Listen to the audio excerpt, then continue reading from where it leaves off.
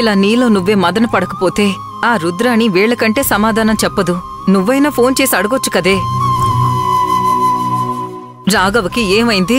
మీ దగ్గరకొచ్చిన మనిషిని ఏం చేశారు? మీ డబ్బులు మీకిస్తానన్నా కూడా ఎందుకిలా చేశారని నిలదీవే.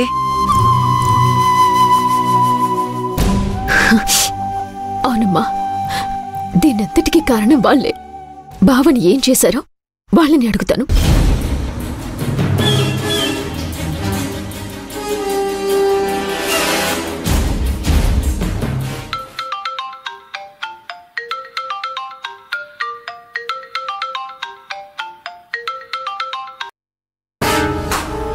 ఏంటలేఖ్యా, డబ్బులు అరేంజ్ అయ్యాయా? నీకు డబ్బులే ముఖ్యమా? అవతల మా బావ కనిపించట్లేదు. నీ దగ్గరికి వచ్చిన మా బావ ఏమయ్యాడు? ఎక్కడ దాచావాయన్ని? కార్లో వస్తూ యాక్సిడెంట్ అయ్యి కార్ తగలబడిపోయింది అని చెప్పారు కదా, మళ్ళీ నన్ను అడుగుతున్నావేంటి? అవన్నీ కంటికి కనిపిస్తూనే ఉన్నాయి, కానీ కార్లో ఉన్న మా బావ కనిపించట్లేదు. ఏం చేసావాయన్ని? ఉదయానికల్లా ఇంటికొస్తాడు అని చెప్పావు. ఇప్పుడు చీకటి పడుతుంది, ఇంతవరకు ఆయన ఇంటికి రాలేదు. చెప్పు, మా బావ ఎక్కడున్నాడు? నీ ప్రశ్నలకి సమాధానం చెప్పాల్సిన అవసరం నాకు లేదు. అయినా అతని గురించి నన్ను అడుగుతావేంటి?